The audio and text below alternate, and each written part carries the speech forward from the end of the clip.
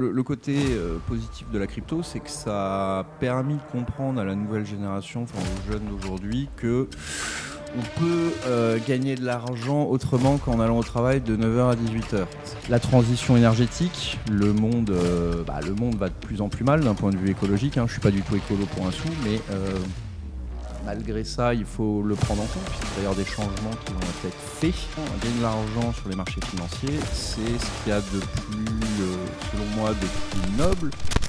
Bonjour à tous, de retour sur Invest Life. Aujourd'hui, on va parler de marché financier. On va vous donner énormément de tips à connaître. Et pour ceci, j'ai fait venir un expert, mon ami et confrère, Jean-Baptiste. Bonjour à tous, salut Max, un plaisir de te revoir. Écoutez, moi je suis gestionnaire de patrimoine et plutôt gestionnaire de portefeuille.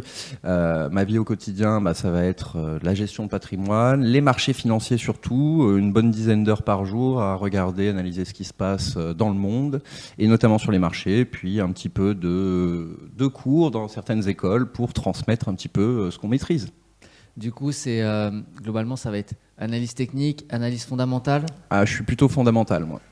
D'accord, alors on va commencer dans le vif du sujet. Il y a une guerre qui existe entre des personnes qui sont full analyse technique, d'autres qui sont full analyse fondamentale. Pour moi, il faudrait mieux un peu des deux.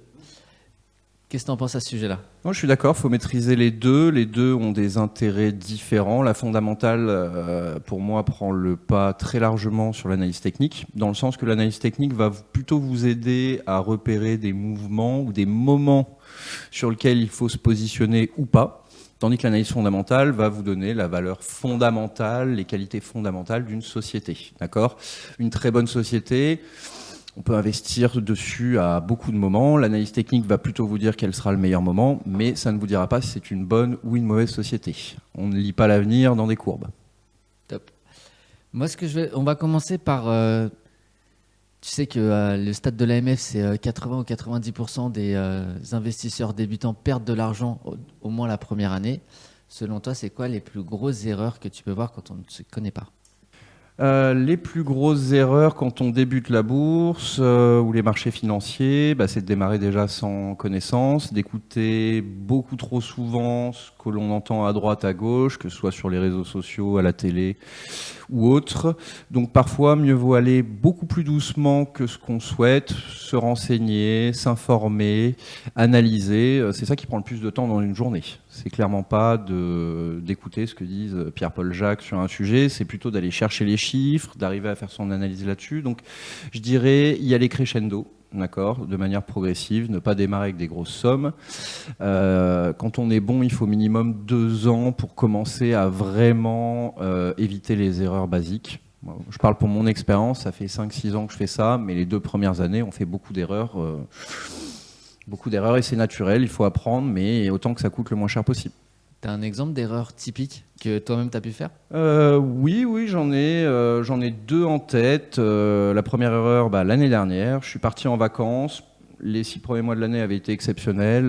Si tu peux donner quelques j'avais fait 180 000 € de bénéfices à titre personnel. Je suis parti 8-10 jours en province, là où il n'y a pas de réseau, où il n'y a pas moyen de suivre l'actualité. Et sur les 180 000 de bénéfices, il y en a 110 ou 120 000 qui ont fondu en 8 jours.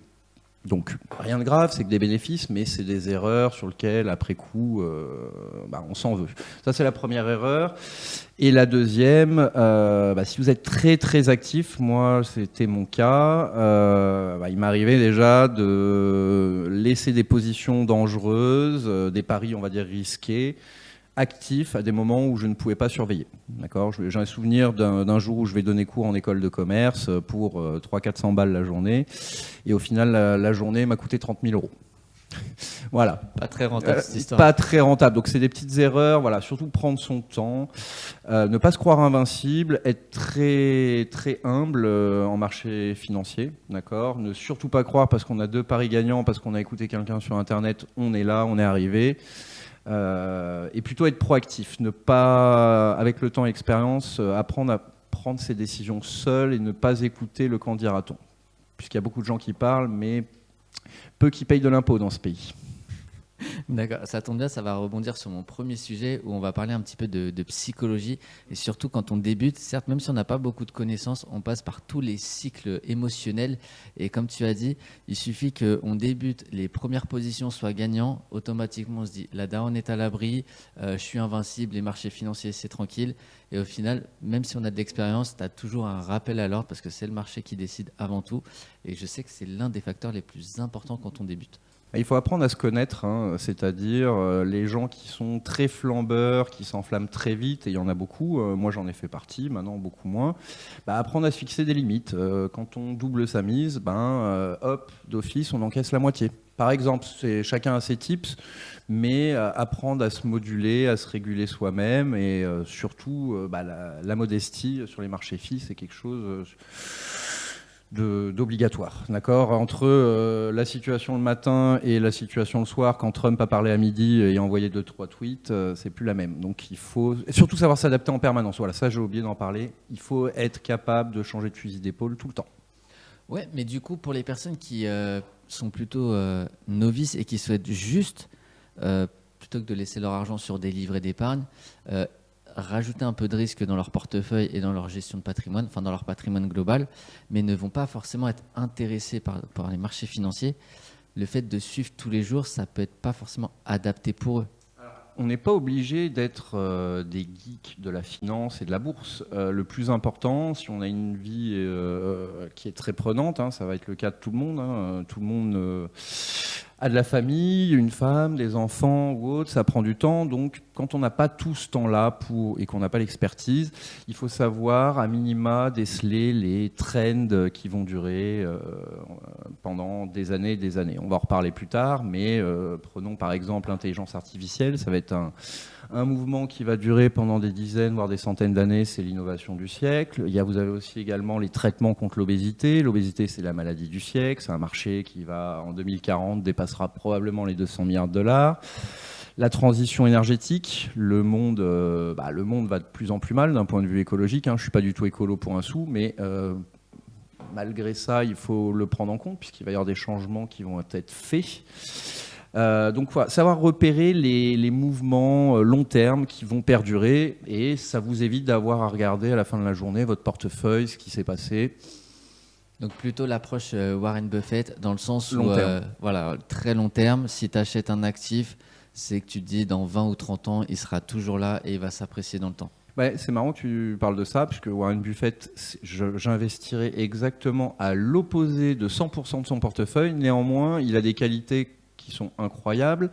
C'est surtout la gestion. On n'a pas les mêmes idées, mais je voudrais bien volontiers avoir la même rigueur et la même gestion qu'il a.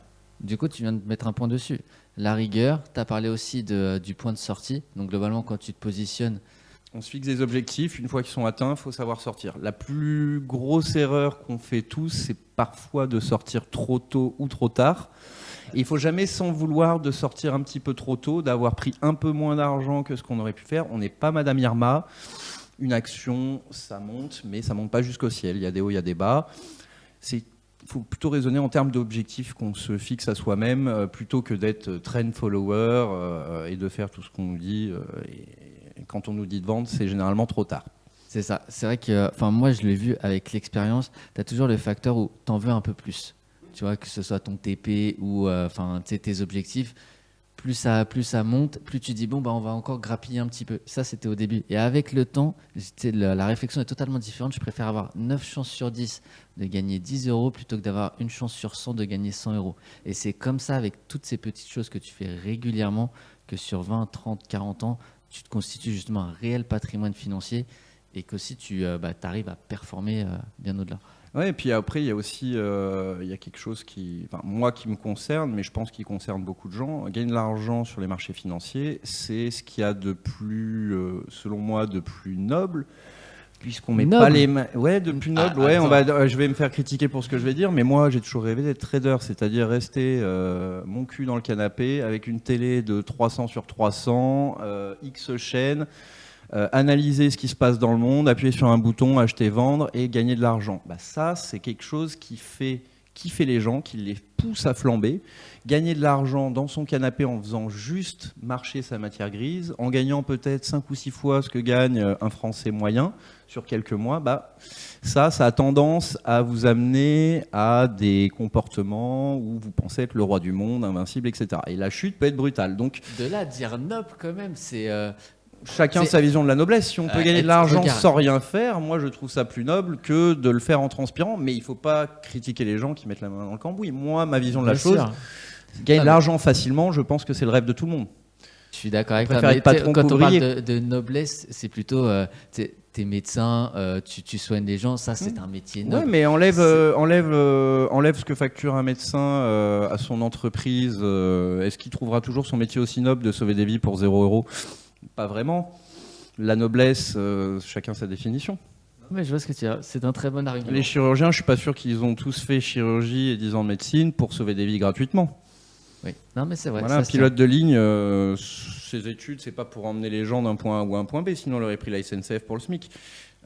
Voilà, il y a la noblesse, chacun a sa définition de la noblesse. Si on peut gagner de l'argent facilement, rapidement, sans diminuer son espérance de vie, c'est génial. Ouais. Et je trouve que l'un des avantages que tu as sur les marchés financiers, c'est que tu n'as pas de clients.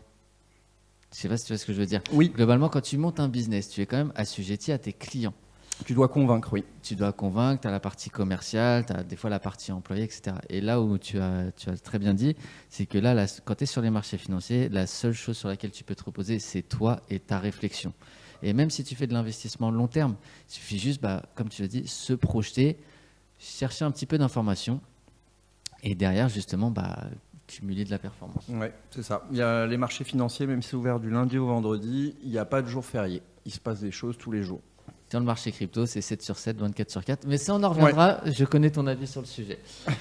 Du coup, si tu avais quelques conseils à donner à des personnes qui débutent, vraiment très simple, parce que je sais que toi, tu fais ça tous les jours, qu'il y a des choses qui sont pour toi évidentes, mais qui ne sont pas forcément pour tout le monde. Il y a quand même quelques tips à connaître, si tu pourrais les partager.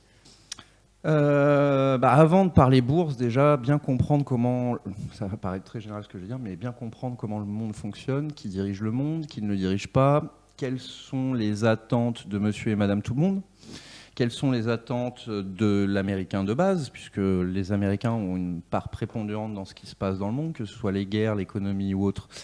Voilà, donc déjà essayer de bien comprendre le monde dans lequel on vit. Et quand on comprend bien le monde dans lequel on vit, généralement on arrive à faire les bons paris, à prendre les bons paris. Après, ça demande beaucoup d'informations, c'est-à-dire qu'il ne faut pas hésiter. Si vous n'êtes pas curieux, les marchés financiers, c'est pas fait pour vous. D'accord ? Il faut être curieux, faut toujours. On apprend tous les jours, il y a des nouvelles choses. Si on n'est pas curieux, on achète MSCI World, on se prend pas la tête voilà, et basta. Très bien. Et ça se trouve, vous aurez des très bonnes performances, puisque vous avez au moins eu la curiosité de voir quelle était la performance du MSCI World, contrairement au livret A. Donc c'est déjà une petite curiosité qui rapporte beaucoup. Néanmoins, si on va aller chercher plus loin, après, s'intéresser à des choses qui paraissent compliquées mais qui ne le sont pas tant que ça, l'intelligence artificielle, le quantique, l'obésité, des gros mouvements de société.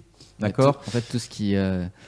moi, je le vois comme ça, tout ce qui va changer notre société et notre quotidien, en fait. Et si il y a une nouvelle technologie ou même un nouveau concept qui arrive, et qui va changer notre quotidien, c'est là-dessus où généralement, même mettre un petit peu de billes, sans forcément être trop... Prendre des paris longtemps à l'avance. Toi, tu es expert, par exemple, là-dessus. Le quantique, tu es beaucoup plus connaisseur que moi sur le quantique. Moi, je suis plutôt connaisseur un petit peu de l'intelligence artificielle, même pas mal, mais pas du quantique.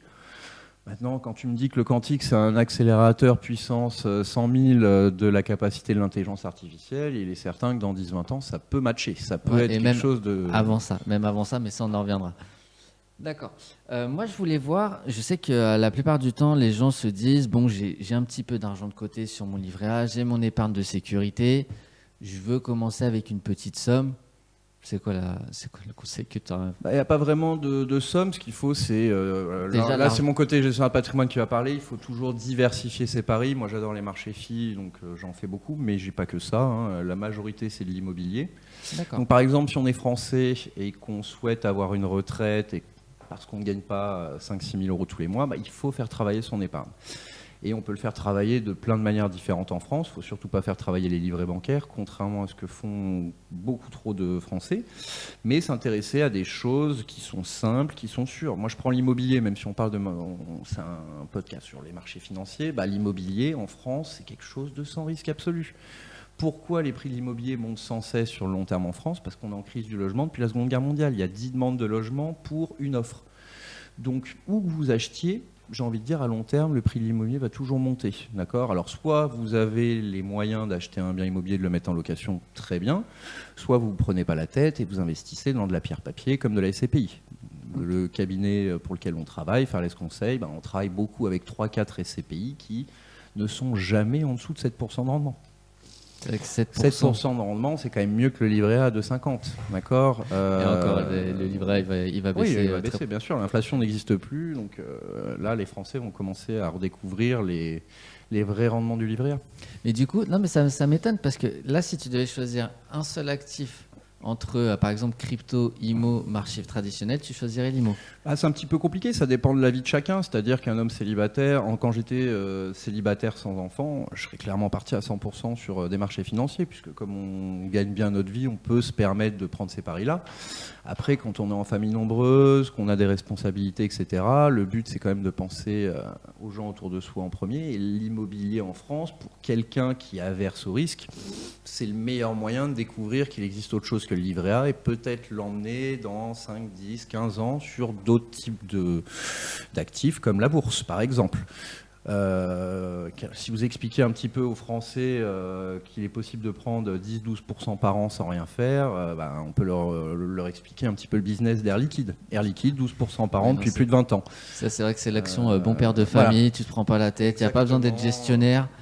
Il n'y a aucun stress, il suffit juste d'allumer un graphe. Il y a des choses qui sont même plus sûres que l'immobilier ou le livret A en bourse, mais il faut connaître un petit peu, faut s'y intéresser, il faut être curieux dans la vie. Sans curiosité, on n'apprend rien et on va nulle part. On a parlé un petit peu d'investissement financier, d'investissement immobilier. Si tu avais des conseils bateaux à donner aux personnes, tout à l'heure tu parlais de s'informer et d'être curieux. Donc si tu avais quelques tips à partager aux personnes qui nous regardent. Oui, on peut en donner quelques-uns. Déjà, la curiosité donc amène à la recherche d'informations. L'information, c'est la clé du pouvoir. C'est pour ça que beaucoup de gens payent très cher pour avoir accès à l'information la plus rapide et qualitative. Quand je parle d'information, alors à notre niveau, toi comme moi, on paye des sites, on paye sur certains sites pour avoir accès à une information digne des institutionnels, c'est-à-dire les banques, les assureurs, l'État, les collectivités territoriales. Si vous payez certains sites spécialisés là-dedans, vous allez avoir accès à une info privilégiée, c'est-à-dire vous serez au courant avant les autres, avant la masse, et vous aurez des infos plus pointues. Maintenant, chaque service a un coût. Si on refuse de payer ça, on ne peut pas s'étonner de n'avoir que des mauvais conseils ou des conseils tardifs. Donc, ne pas hésiter à aller sur certaines plateformes qui vont vous donner de l'info en temps réel. Je vais en donner deux, par exemple. Vous avez Zone Bourse, par exemple, avec des options. Je ne suis pas actionnaire de Zone Bourse, je précise, mais moi, je vais sur Zone Bourse juste pour la partie actualité, c'est-à-dire info en temps réel. Et une application qui s'appelle Investing, où là, vous avez une option payante pour les infos qui sont dignes de celles qu'ont les institutionnels en temps réel. D'accord ? Je prends un exemple simple. S'il se passe quelque chose de grave dans le monde à 14h, le monde l'apprendra vers 15h30. Vous, à 14h02, vous l'avez l'info. Donc, vous pouvez être proactif, réactif, et prendre les bonnes décisions avant les autres. Donc ça, c'est le premier conseil. Deuxième conseil, prendre son temps. D'accord ? Celui qui n'a pas de temps devant lui n'a pas d'avenir devant lui. Je suis désolé d'être généraliste comme ça, mais Warren Buffett, encore une fois, je vous l'ai dit, je ne referai jamais le même portefeuille que lui. Je n'ai pas du tout les mêmes convictions, mais il a une technique qui est quand même assez infaillible et surtout, il a le temps. Plus aujourd'hui parce qu'il a 94 ans, mais fut une époque il l'avait. Et quand vous investissez il y a 30 ans dans Kraft Heinz, les ketchup, etc., ou dans McDo ou dans Coca, etc., et que vous ne revendez jamais vos actions, mécaniquement, vous avez ce processus d'intérêt composé, de dividendes, etc. Et il en parlait, je crois encore, il y a 2 ans. Coca, il n'a jamais vendu Coca, il l'a acheté il y a 30 ans. Aujourd'hui, il palpe quelque chose comme 15 ou 20% de dividendes sur Coca. Parce qu'il a laissé le temps faire son œuvre. Donc voilà, avoir du temps, ne pas être trop pressé, être curieux, toujours chercher de l'information, même quitte à payer pour avoir cette information, d'accord. Et si vous êtes intéressé mais que vous avez peur de vous lancer, moi je dirais commencer par passer par des professionnels, mais dans un mode éducatif, c'est-à-dire en assurance vie, ce qui se fait beaucoup, nous avec nos clients par exemple, c'est la gestion conseillée. C'est-à-dire que si vous avez un petit peu envie de comprendre ce que fait votre gestionnaire, prenez ce mode de gestion-là. C'est-à-dire que le gestionnaire va vous contacter quand il y a des arbitrages à faire, des choix à prendre, et c'est vous qui allez appuyer sur le bouton. Soit vous voulez comprendre ce qu'il a décidé de faire, soit non. Mais en tout cas, si ça vous intéresse, il vous expliquera le pourquoi du comment. D'accord ? Nous, nos clients, ils nous demandent pourquoi on leur conseille d'investir maintenant dans tel domaine, et ça les forme petit à petit. Puis peut-être qu'un jour, vous arriverez à prendre vos propres décisions et à vous passer de nous. Donc voilà. D'accord. Et du coup, j'avais aussi d'autres petites questions. On va faire une brève parenthèse sur les cryptos. Je vais t'expliquer mon approche. Il y a énormément de gens qui ont découvert les marchés financiers ou le fait qu'on peut faire fructifier son argent en ayant découvert le marché crypto avant tout. Et ça, c'est vraiment générationnel. Et du coup, on se retrouve avec des personnes qui maintenant ont 25, 30, voire 35, où leur seul placement sont les marchés des cryptos et malheureusement très peu sur les marchés financiers. Toi, qu'est-ce que tu leur dirais ? J'en dirais qu'à court terme, ils ont raison. À long terme, ils sont sûrs d'avoir tort, puisque quelle que soit la classe d'actifs dans laquelle on investit, il est toujours conseillé de diversifier. Même les gros parieurs financiers ont beaucoup d'immobilier, puisque l'immobilier a fait sa preuve sur le temps long. Il faut savoir diversifier. Si vous avez tout en crypto, vous pouvez être millionnaire un jour et en vago le lendemain. Alors tant mieux si ça monte, mais les arbres ne montent pas jusqu'au ciel. Il y a bien un jour où il se passera quelque chose de négatif. Je souhaite pour tout le monde que ce soit le plus tard possible. Je ne dis pas qu'il ne faut pas investir là-dedans, mais il faut faire ça de manière raisonnée. Et donc encore une fois, on en revient à la diversification. Tout mettre dans les cryptos, c'est pas lancer à pile ou face. Sur le long terme, il y aura forcément un jour où les cryptos iront moins bien, où il y aura une courbe descendante. C'est un marché ultra cyclique, encore plus que... les marchés boursiers sont cycliques, mais c'est vrai que les marchés des crypto-monnaies sont encore plus cycliques que ça. Et tu peux te retrouver avec des bull runs où tu fais x3 sur ton capital en 6 mois, et puis te retrouver pendant 2 à 3 ans de bear market, assez délicat.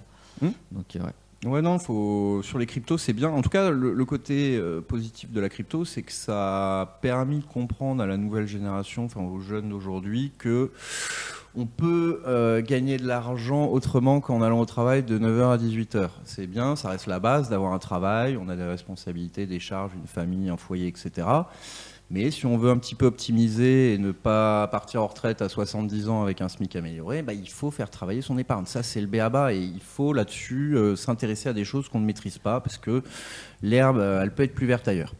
C'est bien ce que tu dis, parce que tu gagnes bien ta vie actuellement, tu investis énormément, on est sur des sommes à 6 chiffres quotidiennement, et pourtant...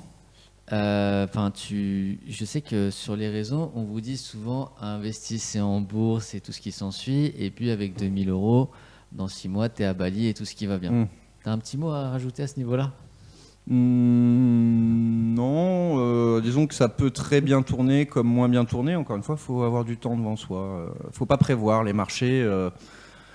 Demain, tu recommences à zéro, tu as 5000 €. Tu vois ce que je veux dire ? Ouais, non, perso, moi je prends mon temps, je diversifie. Non, mais ça va crescendo. On va prendre un exemple tout bête pour clore ce sujet, Maxime.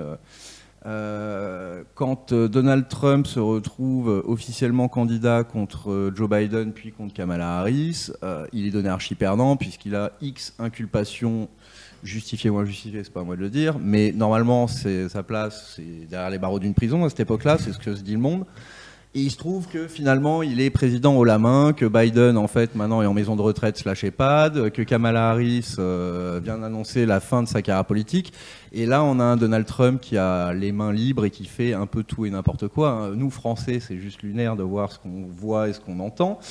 Donc, qui aurait pu parier qu'en 2 ans, on ait vécu le Covid, Trump non incarcéré, roi du monde, des guerres, en veux-tu, en voilà, où on laisse faire un petit peu tout et n'importe quoi, que ce soit les Russes avec les Ukrainiens ou d'autres parties du monde. On est clairement dans un monde qui part un petit peu en sucette. qui est très surprenant. En gros, ouais, il faut savoir s'adapter. Moi, je trouve que la meilleure qualité en ce moment sur les marchés, c'est savoir s'adapter. Savoir dire que lundi, on avait raison, mais que mardi, on avait totalement tort. C'est vrai, parce que tu sais, quand un marché est en ligne droite, c'est facile de faire de la performance, mais quand c'est justement dans des contextes particuliers, c'est là où on sait qui est qui. Parce que tu sais un exemple qui t'est cher, Maxime. Regarde, le pétrole. Le pétrole, théoriquement, depuis 2 ans, on sait que c'est l'actif qui va chuter de chez chuter, qui n'a pas d'avenir, parce que c'est pas du long terme. On cherche à faire de la transition énergétique, l'électricité, l'hydrogène dans X temps, etc. C'est typiquement le truc qui est voué à disparaître à court terme, le pétrole. Pourtant, aujourd'hui, le pétrole, au moment où on se parle, il a pris un petit pic puisque il y a des guerres au Moyen-Orient, mais surtout que Trump est un dinosaure qui croit au pétrole, aux énergies fossiles, qui vit dans un autre siècle. Donc, il faut savoir s'adapter. C'est pas bête de dire que le pétrole n'a aucun avenir. Maintenant, il faut savoir se rendre compte qu'en ce moment, avec Trump au pouvoir, le pétrole a de belles heures encore devant lui. Voilà. Donc, il faut savoir dire, j'ai raison lundi et j'ai tort mardi. C'est un peu le concept. Eh ben, écoute. Merci à toi. Et pour conclure, est-ce que tu aurais quelques tips à partager pour des personnes qui souhaitent se lancer ou justement passer un cap dans leur investissement ? Ouais. Un conseil de placement.